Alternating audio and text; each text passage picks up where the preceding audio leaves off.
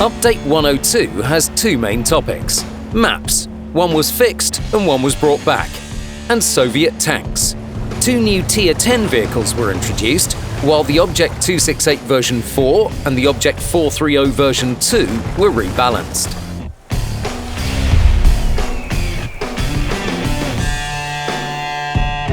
Previously, the Soviet tech tree saw a serious reshuffle. As a result, two branches were left without top vehicles. But within 6 months, the Object 277 and K91 arrived. The Object 277, a new Soviet Tier 10 heavy tank. It follows the T-10 and inherits all its features, all its strengths and weaknesses. The hull of the Object 277 features the same light armor, for its type and tier, of course. The turret, however, boasts good armor, so you can use it to your advantage. Unfortunately, you can't use any hills. The Object 277 has typical depression angles for a Soviet vehicle. On the other hand, the other gun characteristics are excellent. Armor penetration with standard shells, damage per shot, aiming, accuracy, and damage per minute. Apart from that, this tank inherited good speed and maneuverability from the T-10. It looks like this vehicle turned out well.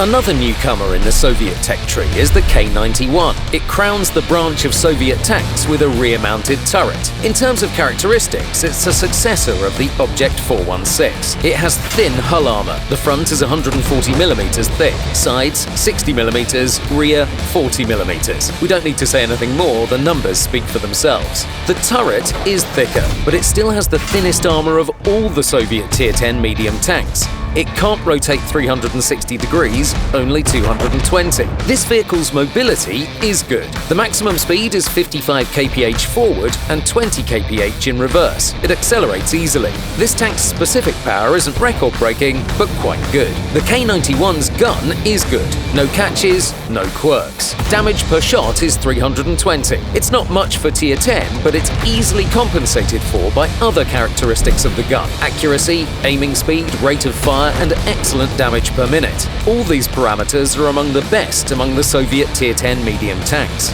The weakness of vehicles with a layout like this is the depression angles. Surprisingly, the K91 specifications read -9 degrees depression angle, but it's true for sides. Aiming front, it's only 5. No miracles here.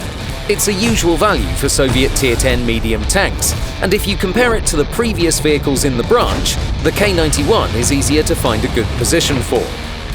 The characteristics make it obvious that the K91's role in battle is to provide support. It should play from the second or even the third line of attack. The vehicle has all the necessary to do so: the gun that's excellent at sniping targets, viewing range, and last but not least, good concealment. After the introduction of the K91, the Object 430 version 2 fell off the branch development logic.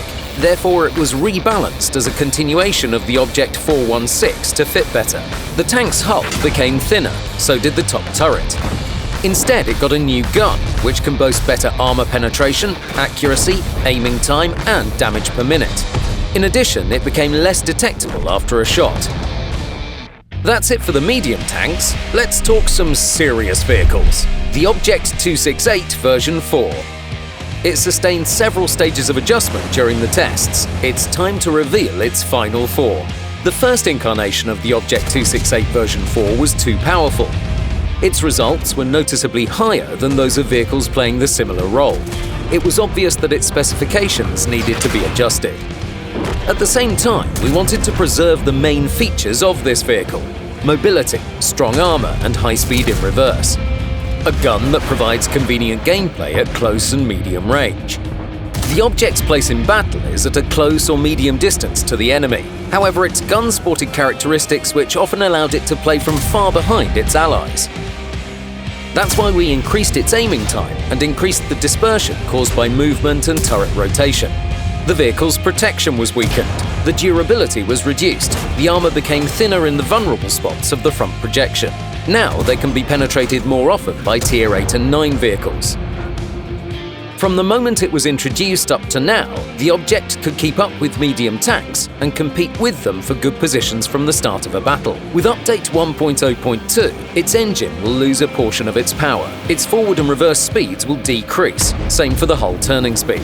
Now the object will not compete with MTs. It's still mobile enough to quickly move across the map and engage enemies in places where it's needed most. The test showed that these fixes were successful. The vehicle's efficiency reached the planned level. At the same time, it kept its character and is enjoyable to play. Having discussed vehicle news, it's time to move on to lofty matters: customization. Players complained that it was sometimes difficult to understand how a vehicle will look in the game when you paint it. We fixed this problem. Now, when you click Exterior, the vehicle enters a special garage. The lighting in it is set up to display the colours more precisely. Apart from this, you can apply different styles to a larger number of vehicles now. Not just Tier 10 vehicles are available for customization, but all Tier 6 and 8 ones as well. Now let's talk maps. 4 maps were improved in update 1.0.2. The imbalance of spawn points was fixed. These changes were added on the basis of statistics and player feedback. On Malinovka, they're aimed at strengthening the team playing from the northern base. Previously, it took time for their vehicles to get to the key areas. Now they'll spawn closer to the windmill. The bushes on the balcony now grow in a different way, and the terrain was changed slightly. Now it's more convenient to spot enemies from here. The church by the hill was rotated, and a lowland was added there. It turned out to be a good defensive position against attacks coming from the hill. A shoot-through of the ascent from the swamp appeared. There's a small slope on the hill now. It can cover the vehicle playing at this position. Similar changes were made to Fjords to make battles for players at the northern base more successful. Houses were put here to cover the road from enemy fire from the lower base. Now it's more convenient to play the turret at the edge of the ravine. The indestructible house is a gift to anyone who likes this position. An alternative route to the base appeared on the hill descent. Erlenberg received its share of changes as well. They were aimed at adding options for the attacking team and at restoring balance in general. The biggest changes were made to the castle area. It was turned around. Defending it is now more difficult. There are now many trees and buildings on the east to provide cover for vehicles against scouts and artillery strikes. 2 relatively symmetrical groups of houses were added. They'll come in handy during the offensive. And a rock was put on the left flank to provide cover during an attack. Mountain Pass. A number of convenient positions were added for the upper base team. They provide a much more convenient way to control the northern and central parts of the map. Positions used by the lower base team remained intact. The Klondike Map returns to the game for grand battles. The map was improved and received a new HD look. But the gameplay on this map remains the same vast spaces. Many drive-thrus that you can't block no matter how hard you try. 3 major combat zones: left flank, centre, right flank. And all this in the uneasy cold of the Canadian North. Perfect for hot weather like this. That's all for now. Good luck in battles.